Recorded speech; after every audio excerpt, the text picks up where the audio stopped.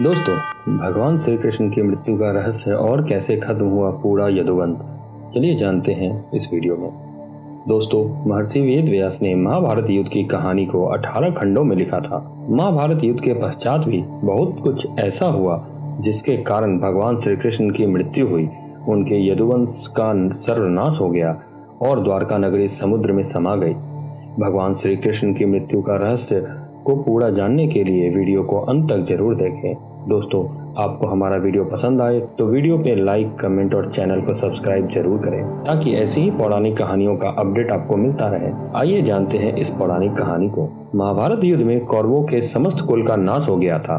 साथ ही पांडवों को छोड़कर पांडव कुल के अधिकांश लोग मारे गए। इस युद्ध के पश्चात एक और राजवंश का खात्मा हो गया, वो था श्री कृष्ण जी का यदुवंश। मौसल पर्व, जो 18 वर्षों में से एक है, इस पर्व में भगवान कृष्ण के मानव रूप को छोड़ना और उनकी मृत्यु के पश्चात उनकी नगरी द्वारका के साथ घटी घटना का वर्णन है। यह घटना महाभारत युद्ध के 35 साल बाद की है। कृष्ण की द्वारका नगरी बहुत शांत और खुशहाल थी। एक बार कृष्ण के पुत्र सांब को एक शरारत सूझी। स्त्री का वेश लेकर वह अपने मित्रों के साथ ऋषि विश्वामित्र, दुर्वासा, वशिष्ठ और नारद से मिलने गया। सभी ऋषि भगवान श्री कृष्ण के साथ एक औपचारिक बैठक में शामिल होने के लिए द्वारका आए थे।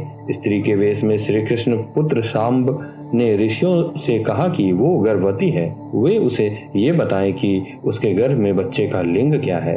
उनमें से एक ऋषि ने इस खेल को समझ लिया और क्रोधित होकर श्री कृष्ण पुत्र सांब को श्राप दिया कि वो लोहे के तीर को जन्म देगा, जिससे उनके कुल और साम्राज्य का विनाश होगा। सांब ने ये सारी घटना उग्रसेन को बताई।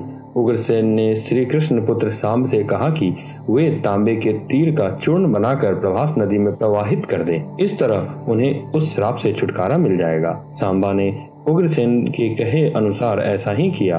इस घटना के बाद द्वारका नगरी के लोग विभिन्न अशुभ संकेतों का अनुभव करने लगे। सुदर्शन चक्र, कृष्ण के शंख, उनके रथ और बलराम के हल का अदृश्य हो जाना, अपराधों और पापों में बढ़ोतरी होना, चारों ओर अपराध, अमानवीयता, पाप का बोलबाला होने लगा। बुजुर्गों और गुरुओं का असम्मान, निंदा, द्वेष जैसी भावनाओं में बुद्धि आदि सब द्वारका के लोगों का जीवन बन गया था। ये सब देखकर भगवान कृष्ण परेशान हो गए और उन्हें कौरव माता शिव भक्तिनी गांधारी का दिया हुआ श्राप याद आया। महाभारत युद्ध की समाप्ति के बाद कौरवों की माता गांधारी ने महाभारत युद्ध के लिए श्री कृष्ण को दोषी ठहराते हुए श्राप दिया था कि जिस प्रकार कौरवों के वंश का नाश हुआ है, ठीक उसी प्रकार यदुवंश का भी नाश होगा। भगवान कृष्ण ने अपनी प्रजा से प्रभास नदी के तट पर जाकर तीर्थ यात्रा कर अपने पापों से मुक्ति पाने को कहा। सभी ने ऐसा ही किया, परंतु जब सभी द्वारकावासी यादव प्रभास नदी के किनारे पहुंचे तो वहां जाकर सभी मदिरा के नशे में चूर होकर भोग विलास में लिप्त हो गए। मदिरा के नशे में चूर सात्याकी कृतवर्मा के पास पहुंचा और अश्वत्थामा को मारने की साजिश रचने और पांडव सेना के सोते हुए सिपाहियों की हत्या करने के लिए उसकी आलोचना करने लगा। वहीं कृतवर्मा ने भी सात्याकी पर आरोप मढ़ने शुरू कर दिए। बहस बढ़ती गई और इसी दौरान सात्याकी के हाथ से कृतवर्मा की हत्या हो गई।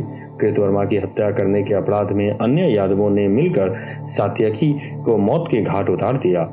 जब कृष्ण को इस बात का पता चला तो वे वहां पर प्रकट हुए और घास को हाथ में उठा लिया। ये घास एक छड़ में परिवर्तित हो गई, जिससे श्री कृष्ण ने दोषियों को सजा दी। मदिरा के नशे में चूर सभी ने घास को अपने हाथ में उठा लिया और सभी के हाथ में मौजूदा वो घास लोहे की छड़ बन गई, जिससे सभी लोग आपस में ही भिड़ गए और एक दूसरे को मारने लगे। वब्रू, दारुक और भगवान कृष्ण के अलावा अन्य सभी लोग मारे गए। यदुवंश के नाश के बाद कृष्ण के ज्येष्ठ भाई बलराम समुद्र तट पर बैठ गए और एकाग्रचित होकर परमात्मा में लीन हो गए। इस प्रकार शेषनाग के अवतार बलराम जी ने देह त्याग और स्वधाम लौट गए। लोहे की छड़ का चूर्ण एक मछली ने निगल लिया और वह उसके पेट में जाकर धातु का एक टुकड़ा बन गया।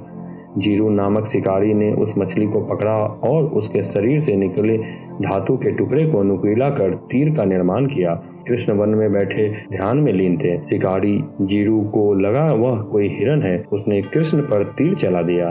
जिससे श्री कृष्ण मूर्छित हो गए। इसके बाद उस क्षेत्र में सभी देवता और स्वर्ग की अप्सराएं, यक्ष, किन्नर, गंधर्व आदि आए और उन्होंने श्री कृष्ण की आराधना की। आराधना के बाद श्री कृष्ण ने अपने नेत्र बंद कर लिए और वे सशरीर ही अपने धाम को लौट गए। कुछ समय बाद अर्जुन द्वारका पहुंचे और कृष्ण की मृत्यु की खबर पाकर अत्यंत दुखी हुए। कृष्ण के जाने के बाद द्वारका में उनकी 16,000 रानियां, कुछ महिलाएं, वृद्ध और बालक ही शेष रह गए। वे सभी इंद्रप्रस्थ नगरी के लिए रवाना हो गए। इस वीडियो में आपने भगवान श्री कृष्ण की मृत्यु का रहस्य की पौराणिक कहानी को जाना है। आपको हमारा यह वीडियो कैसा लगा हमें कमेंट्स में बताना ना भूलें। धन्यवाद।